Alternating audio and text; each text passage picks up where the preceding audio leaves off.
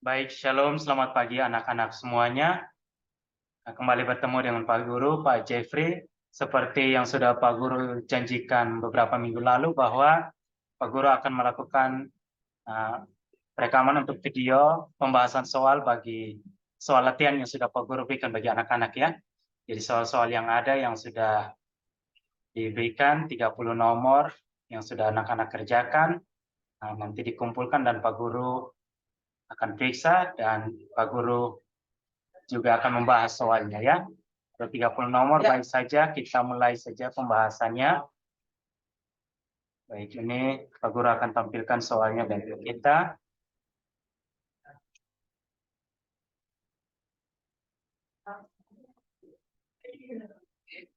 Ya, ini pembahasan soal latihannya ya. Kita mulai saja dari nomor 1.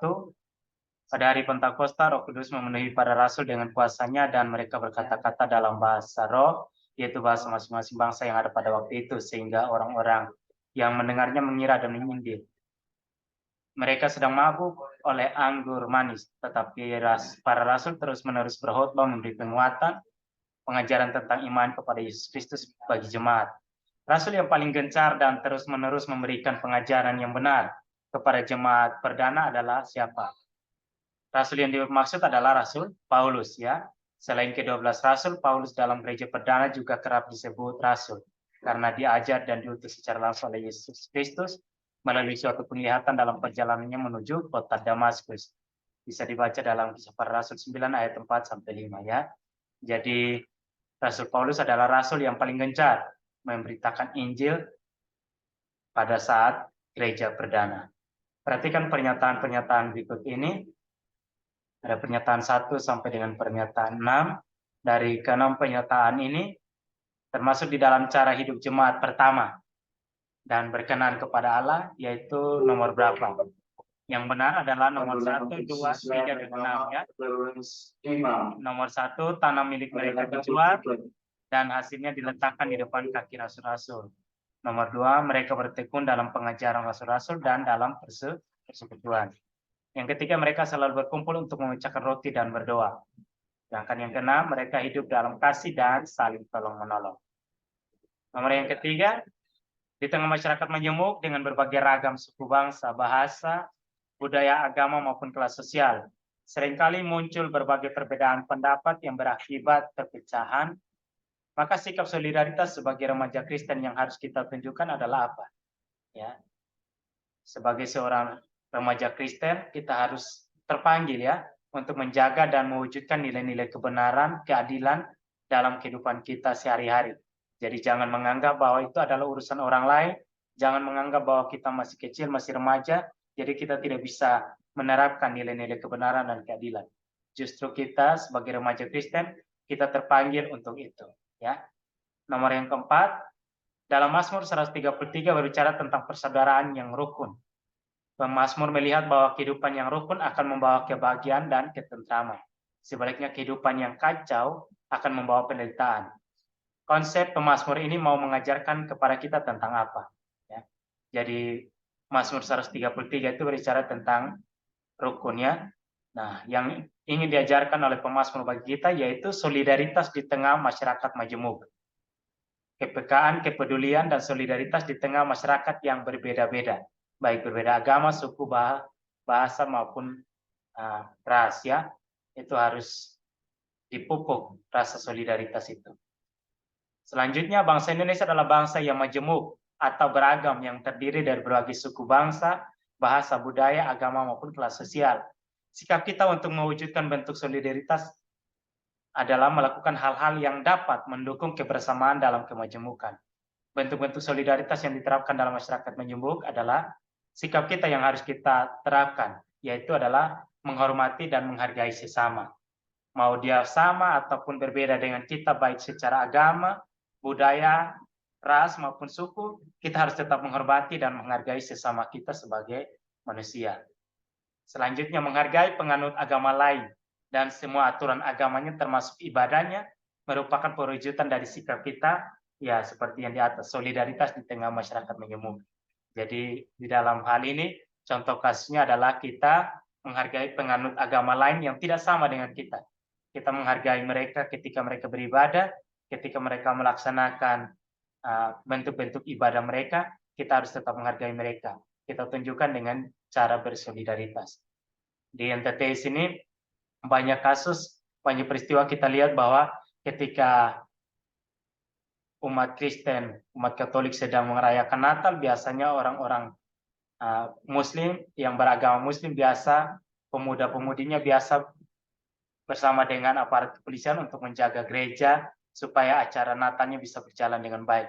Demikian juga dengan umat Muslim ketika sedang merayakan Idul Fitri, hari-hari keagamaan Muslim, penganut agama Kristen maupun Katolik juga dengan pemuda-pemudinya melakukan aksi untuk menjaga dan menjaga solidaritas. Dalam hal ini ikut untuk menjaga ketertiban dan kenyamanan di dalam mereka mengikuti ibadah. Bahkan di dalam ketika mereka melaksanakan doa puasa, umat Kristen juga harus tetap menghargai mereka dengan cara tidak makan minum di depan mereka ataupun melakukan hal-hal yang tidak berkenan di hadapan mereka. Jadi itu adalah bentuk-bentuk solidaritas di tengah masyarakat majemuk, khususnya di dalam hal perbedaan agama. Yang ketujuh, Alkitab sebagai pedoman hidup orang percaya menuntun kita untuk mengerti bahwa hidup dalam masyarakat majemuk harus didasari oleh kasih kepada sesama. Sebelum mengasihi sesama, kita diwajibkan untuk mengasihi Allah terlebih dahulu dengan segenap hati. Nah, pengajaran ini terdapat di dalam Alkitab, khususnya di dalam kitab apa? Ya, di dalam Matius 22 ayat 37 sampai 40, di situ Tuhan Yesus memberikan jawab kepada orang-orang di sekitar mereka, terkhusus untuk pemuda yang datang bertanya kepada Tuhan Yesus, siapakah saudaranya? Lalu Tuhan Yesus memberikan hukum yang terutama, yaitu tentang hukum kasih. Kasih kepada Tuhan dan kasih kepada sesama. Bunyi ayat Matius 22 ayat 37 sampai 40 itu berbunyi, jawab Yesus kepadanya, kasihlah Tuhan Allahmu dengan segenap hatimu dan dengan segenap jiwamu dan dengan segenap akal budimu. Itulah hukum yang terutama dan yang pertama. Dan hukum yang kedua yang sama dengan itu ialah kasihilah sesamamu manusia seperti dirimu sendiri. Pada kedua hukum inilah tergantung seluruh hukum Taurat dan kitab para nabi. Ya, kita lihat contoh kasus di sini. Reni dan Rena merupakan siswa kelas 7 di SMP Negeri A. Rena beragama Kristen dan Reni beragama Islam. Suatu hari, Reni mengajak Rena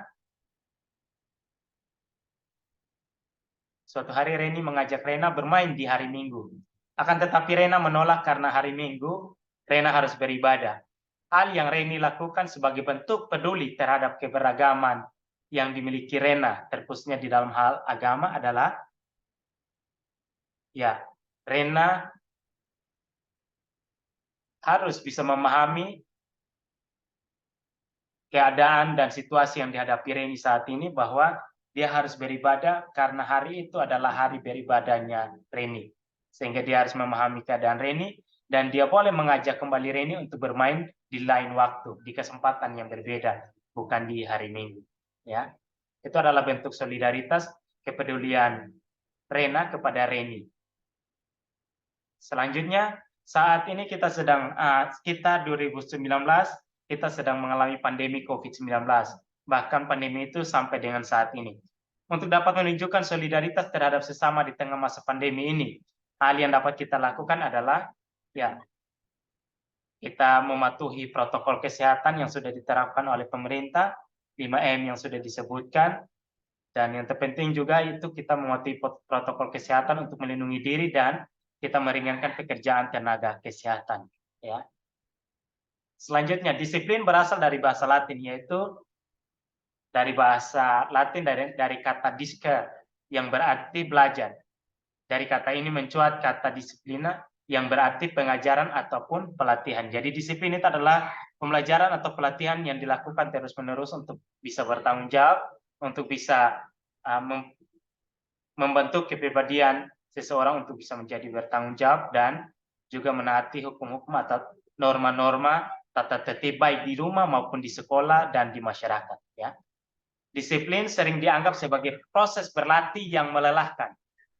Namun disiplin dapat namun dengan berdisiplin kita dapat memperoleh apa? Ya, walaupun disiplin itu adalah sesuatu proses yang terus berlanjut, yang terkadang kita merasa lelah, capek untuk melakukan disiplin, tetapi kalau kita tekun untuk tetap berdisiplin, maka yang akan kita peroleh dalam kehidupan kita adalah keberhasilan. Berhasil dalam berbagai hal, berhasil dalam studi kita, berhasil dalam pekerjaan kita, berhasil dalam hubungan kita dengan orang lain dan lingkungan kita. Jadi kita akan mengalami keberhasilan dengan melakukan kedisiplinan dalam kehidupan kita. Selanjutnya, Ani sedang berada di kelas dan dia melihat uang temannya jatuh.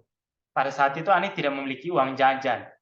Ani bisa saja mengambil uang tersebut untuk dipakainya sendiri, tetapi yang dilakukan Ani, ia tidak mengambil uang itu, justru ia mengembalikan kepada pemilik uang itu. Tindakan Ani menunjukkan bahwa apa?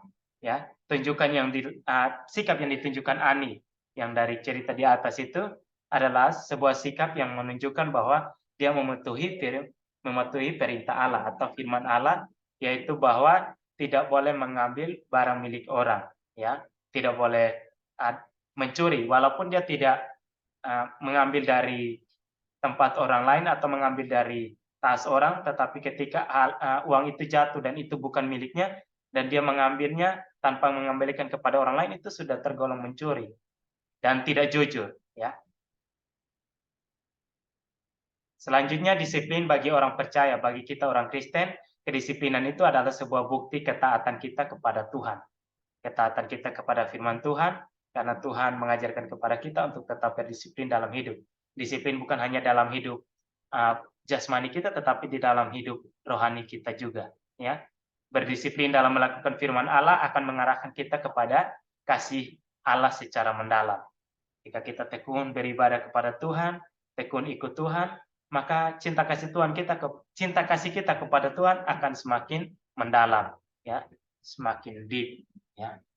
Sikap pelajar Kristen saat menerima disiplin di sekolah karena melakukan kesalahan, karena telat dan lain sebagainya, karena tidak mengerjakan tugas, karena berkelahi dengan teman, membuli teman dan lain sebagainya, ketika diberikan disiplin, diberikan punishment oleh guru, oleh sekolah, maka sikap yang harus ditunjukkan sebagai seorang pelajar Kristen adalah mengoreksi diri dan mau berubah, ya.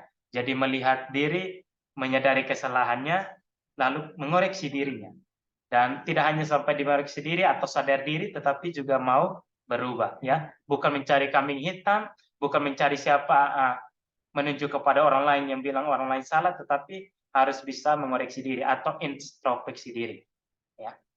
Selanjutnya, sebagai remaja Kristen, sikap hidup disiplin yang kita terapkan akan membawa kita kepada, ya, yang tadi Pak Guru sudah jelaskan di atas juga tentang keberhasilan itu. Ini ada keterkaitannya juga dengan hari depan kita yang penuh dengan pengharapan. Jadi orang yang remaja Kristen yang hidupnya disiplin, dia tahu kemana dia arah kehidupan dia ke depan seperti apa.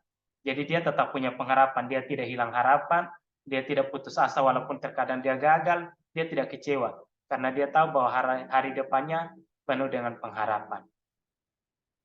Ya, fungsi disiplin. Ya, kedisiplinan sangat dibutuhkan oleh manusia supaya apa? Ya, supaya yang pertama untuk menata kehidupan bersama, supaya kehidupan bersama tetap baik. Yang kedua, membangun kepribadian, termasuk membentuk karakter yang bertanggung jawab. Yang ketiga, untuk melatih kepribadian, ya, melatih seseorang itu mau menjadi seperti apa, harus dilatih dengan kedisiplinan. Dan disiplin juga sebagai unsur paksaan. Jadi seperti yang Pak Guru sudah jelaskan di dalam kelas, bahwa ketika kita mau disiplin, mau tidak mau, kita harus melakukan A, walaupun A itu menyakitkan, walaupun A itu tidak sesuai dengan keinginan kita. Tetapi karena kita harus disiplin, maka kita harus melakukan A itu. Jadi disiplin juga sebagai sebuah unsur paksaan.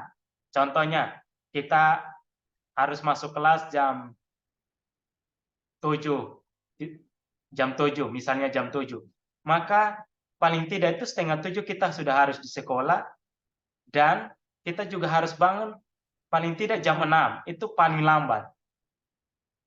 Dan 5:30. Nah, kalau biasanya kita bangun jam 7, jam 8, mau tidak mau kita terpaksa untuk bisa bangun di 5:30 ataupun di jam 6, bahkan di jam 5.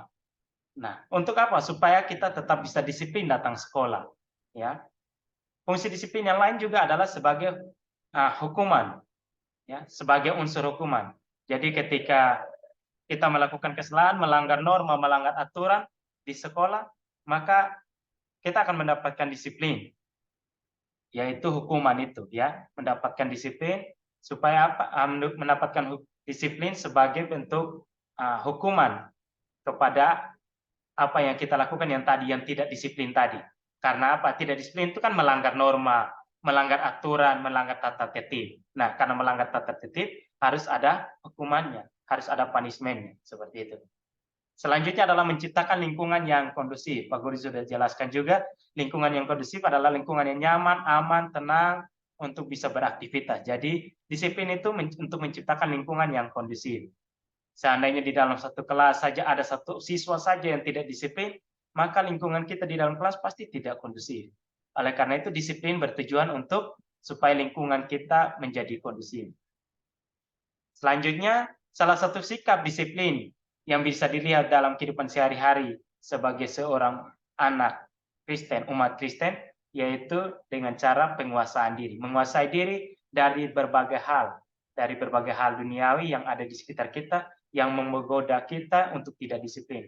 Kita harus bisa menguasai diri. Di dalam 1 Timotius 4 ayat 8 berbunyi, latihan badani terbatas gunanya, tetapi ibadah itu berguna dalam segala hal, karena mengandung janji baik untuk hidup ini maupun hidup yang akan datang. Jadi, latihan badani. Jadi seperti yang Pak Guru sudah singgung di atas, bahwa disiplin itu adalah latihan, baik latihan jasmani maupun rohani. Latihan jasmani itu adalah latihan badani, sedangkan latihan rohani itu adalah ibadah kita. Jadi kalau latihan badani kita, jasmani kita hanya berfungsi untuk ketika kita hidup di dunia ini, ketika kita ada saat ini, maka bedanya dengan latihan rohani. Latihan rohani itu fungsinya dan manfaatnya untuk kita saat ini, dan juga nanti ketika kita sudah tidak ada di dunia ini lagi, ketika kita mati. Nah, kita sudah terlatih untuk hidup bersama dengan Tuhan, pada akhirnya kita juga akan bersama-sama dengan Tuhan nanti. Ya. Selanjutnya, sebagai gereja dipanggil keluar dari kegelapan menuju keterangan yang ajaib, atau dipanggil untuk meninggalkan kehidupan yang lama kepada kehidupan yang baru sesuai dengan teladan Yesus Kristus. Dalam bahasa Yunani, kata gereja yang dipakai yaitu kata eklesia, ya.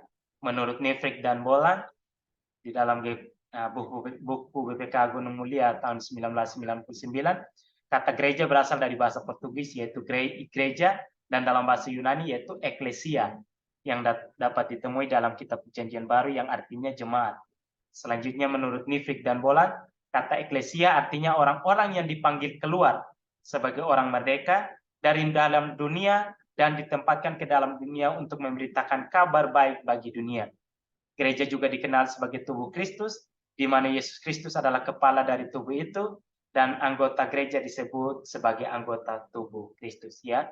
Jadi eklesia itu artinya dipanggil, eklesia artinya keluar. Jadi dipanggil keluar dari kegelapan menuju kepada terang Kristus yang ajaib untuk menjadi milik Kristus. Jadi dipanggil, dipisahkan.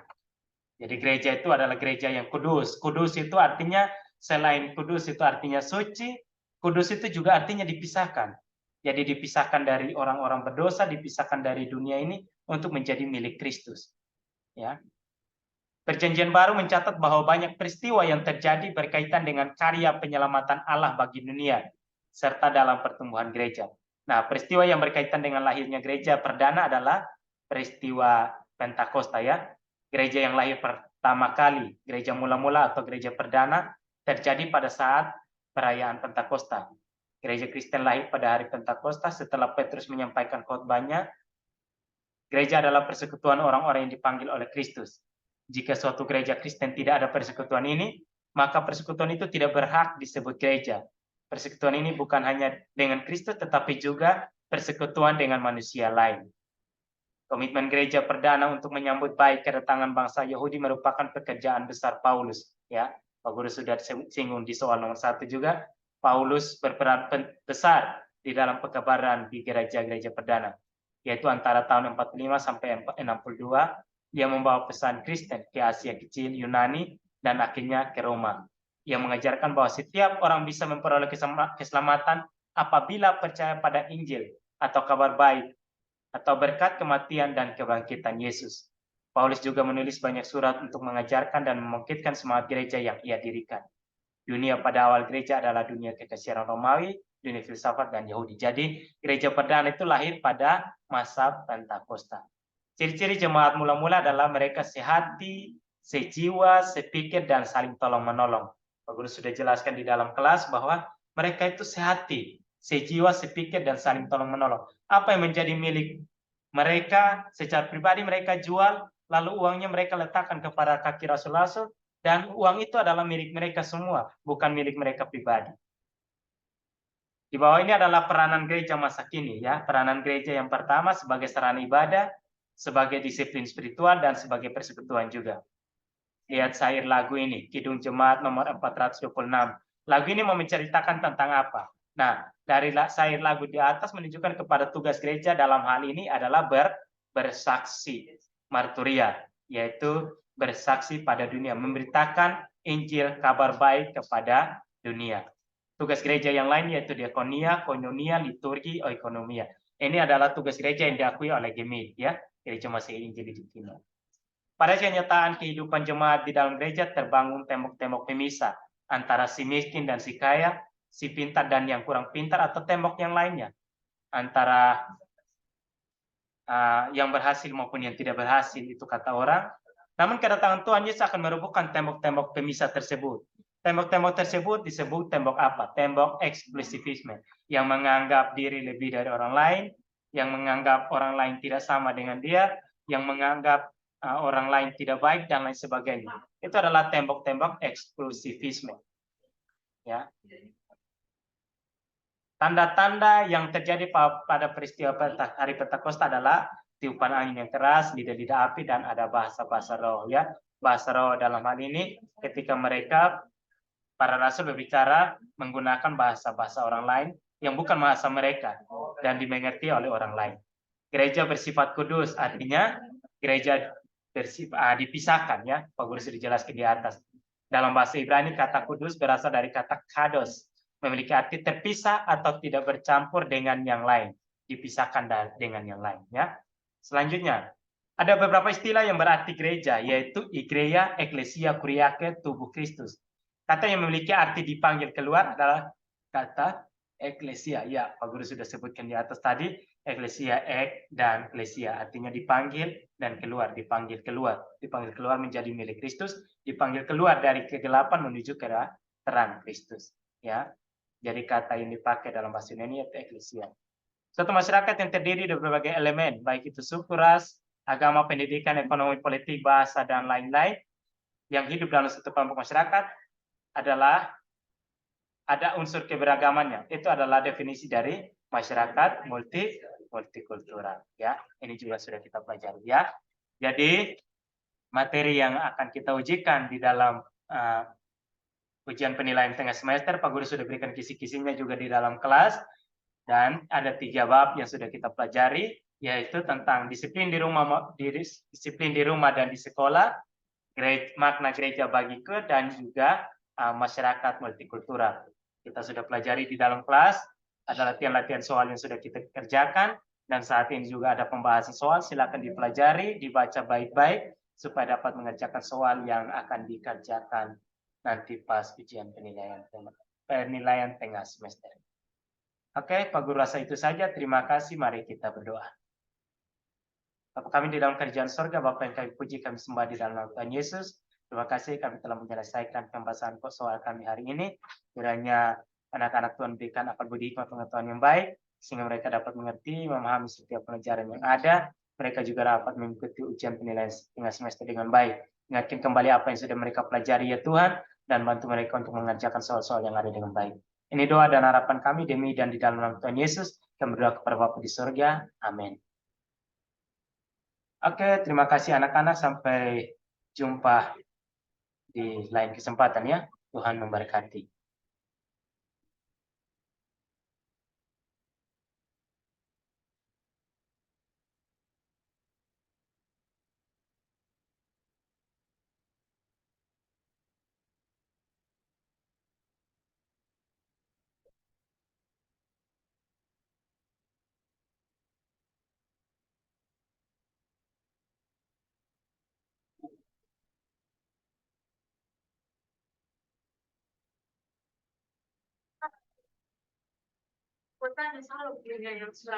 yang kalau berarti Pak, kalau ibu ada minta